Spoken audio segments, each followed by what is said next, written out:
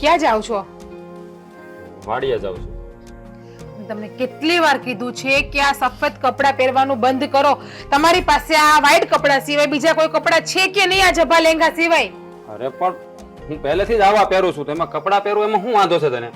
પહેલેથી આવા પહેરો છો એ વાતને ભૂલી જાઓ. હવે તમે મારી સાથે મેરેજ કર્યા છે તો હું કેમ રહું છું એમ તમે રહેતા શીખો હવે.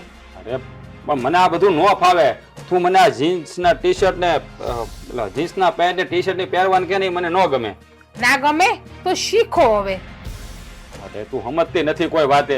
મારે ખેતરમાં કામ કરવાનું હોય અને ફિટ ફિટ કપડામાં નો કામ થાય હરખું. પણ ખેતરમાં શું કામ તમે કામ કરો છો? એક સારી જોબ કરો ને. ભાભી હા બોલો નણંદબા.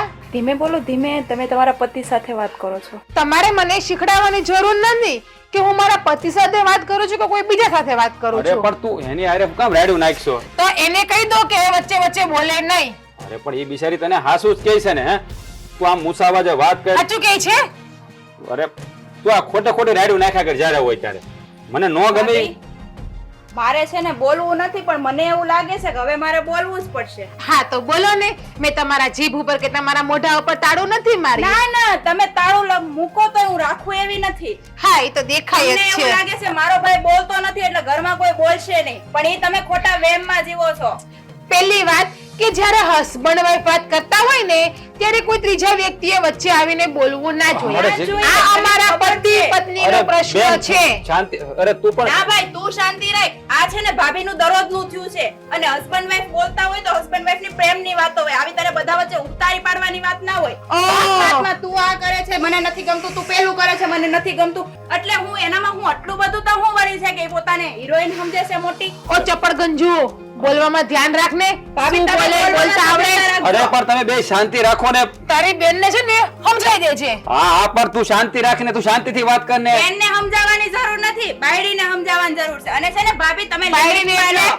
લિમિટ તો મને પણ હું લિમિટમાં જ રહું છું અને તમારી જેમ લિમિટ ક્રોસ કરતા મને પણ આવડે છે. અરે. અને જો તમારે લિમિટ વાળી જોતી હતી ને તો લાવી હતી ગામડાની કોઈ ગોબુ તમારા ભાઈ માટે. શું કામ મારા જેવી ભણેલી ગણેલી હોશિયાર છોકરીના ઘરમાં આવ્યા? બેન તું શાંતિ રાખ ને. તું આવું હું કામ કરે છે? અરે આપણા લગ્ન થઈ ગયા છે અને આ ઘરમાં બધા રે એમ તું રહેતા શીખ ને. છોરાજ, મેં તમને પહેલા પણ કીધું હતું અને હજુ પણ કહું છું કે મને જેમ મજા આવશે એમ જ હું રહીશ. હા જો હું જેમ રહું છું તમે વચ્ચે બોલો, વચ્ચે નહીં બોલો. અમે બે વાત કરીએ છીએ ને બસ. બેન તું થોડી શાંતિ રાખ. જો હું જેમ રહું છું ને એમ તમારે રહેવું હોય ને તો બોલો, બાકી મહેરબાની કરીને મને કોઈ રોકટોક ના કરશો પ્લીઝ. અરે પણ તું બધારે આવી રીતે બોલે. બા સામે તાડુકા નાખે, બાપુજીની મર્યાદા નથી રાખતી. આવી રીતે થોડું ઘરમાં રહેવાય. છોરાજ છે ને, સાચું કહું ને તો હું તમને મારા મનની વાત આજે કરી દઉં. મને તમે જરાય ગમતા જ નથી. મારે તમારે લગ્ન કરવા જ ના હતા, પણ આ તો શું, મારા પપ્પાએ તમારા પપ્પાને વચન આપેલું હતું. એ વચનને ખાતર મારે તમારી સાથે લગ્ન કરવા પડ્યા. ભાભી, આ તો ભાભી, જો તમને મારો ભાઈ ગમતો જ નતો તો તમારે માને કેવું થયું ને શેરનો વોક પકડીને લઈ આવી દે. હું કેમ મારા ભાઈની જિંદગી બગાડવા આવી ગયા તમે અહીંયા? જિંદગી તમારા ભાઈએ મારી ખરાબ કરી છે. નહીં, નહીં, તમને જો મેળવીને હું અમારી બોલતી જિંદગી હોય, બગડી ગઈ. હું બોલતી હોય ત્યારે વચ્ચે બોલવાનું નહીં. મેં તમને પહેલા પણ કીધું હતું ને હજી પણ કહું છું. કેમ નહીં બોલવાનું? તમે બે વાત સમજાવી દો તમારી બેનને તમે. બાકી મારા જેવી ખતરનાક કોઈ નથી. અને જિંદગીની વાત કરો છો તો તમારા ભાઈએ મારી જિંદગી બગાડી છે. મેં એની જિંદગી નથી બગાડી. એટલે બોલવામાં છે ને ધ્યાન રાખજો. બાકી આ જટિયા છે ને અરે. કાઢીને હાથમાં આપતા મને વાર નહીં લાગે. છોડી દે બેન. તું તમે વચ્ચે ના બોલો. હવે મને સાથે વાત કરવા દ્યો. ના, ખમો ભાઈ તમે.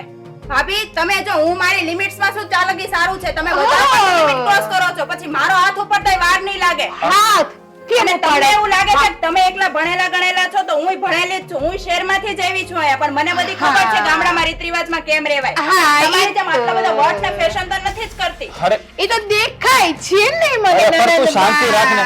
બેન તું જા તારું કામ કર. હું સમજાવી દઉં. જા મારી સામે આવતા નહીં. જો આ રીતનો લવારી મારી એ જ સામે કરી કહું એટલે હાથ છું. ઉપડી જાય મારો પછી. તું જા. હું હાથ ભાભીનું જોયો? ભાભી પણ હું ભૂલી જાય. હાથ જોયો તો હું પણ ભૂલી જઈશ કે હું તમારી ભાભી છું ને તમે મારા નણંદ છો. અરે તને બે હાથ જોડીને કહું છું શાંતિ રાખ ને. હું કામ ખોટી મગજમારી કરે છે? તો તમે છે ને તમારી બેનને સમજાઈ દેજો હત્તર લખણીને. હા, બાકી મારા જેવી ખતરનાક કોઈ નથી. આજ તો ખાલી વાર જ પકડા. જરૂર પડે ને ફડાકો જગ્યાએ ફેરવીને ઊંધા હાથનો. અરે શું? હાથ નીચો રાખો મારી સામું. બસ. તું જા તારું કામ નહીં કરજે. કરો.